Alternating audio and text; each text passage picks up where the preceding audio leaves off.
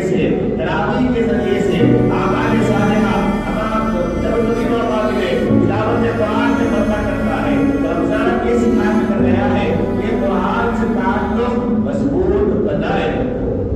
جو قرآن سے جڑا رہے گا وہ کبھی گمراہ نہیں ہوگا.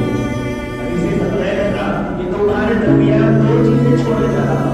نبی پاک علیہ السلام کا یہ فرمان ہے تمہارے درمیان دو چیزیں چھوڑے جا رہا ہو وہ تو پکڑے رکھو گے تو تبھی گمراہ نہیں ہوگا. ایمان نہیں بلکہ گمراہ ہوگے نہیں, ایمان کے ساتھ دنیا سے جاؤ گے. دو چیزیں کیا ہے؟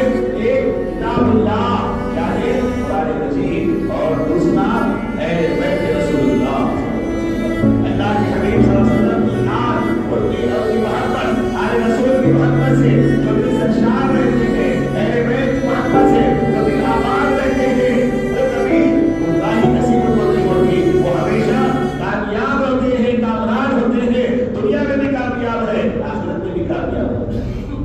یہ رمضان سکھا کر گیا ہے قرآن سے جڑے رہو, قرآن سے تعلق بنائے رکھو. قرآن نازل ہوا صرف رمضان کی تلاوت کے لیے نہیں, قرآن نازل ہوا صرف رمضان میں تراویح کے لیے نہیں. قرآن تو نازل ہوا پڑھنے کے لیے, قرآن نازل ہوا سننے کے لیے, قرآن نازل ہوا سیکھنے کے لیے, سمجھنے کے لیے, حتیٰ کہ قرآن نازل ہوا عمل کرنے کے لیے.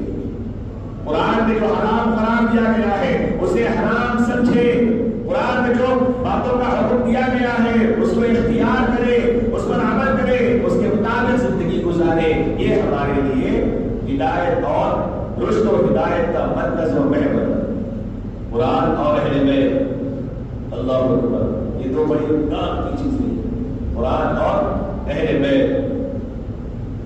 آل رسول محمد مصطفیٰ صلی اللہ علیہ وسلم کی آل, مولا کائنات کی اولاد, آل نبی اولاد علی, بلکہ گلشن زہرا کی کلی, سید کائنات کے گھرانے کے چشم و چراغ آل رسول. ان کی محبت سے اگر تم کچھ بھی عمل کرو گے کبھی تم گمراہ نہیں ہوگے, گمراہ نہیں ہوگے. قرآن کو اور اہل بیت کی بہار کی دعوت کو تھامے رکھو,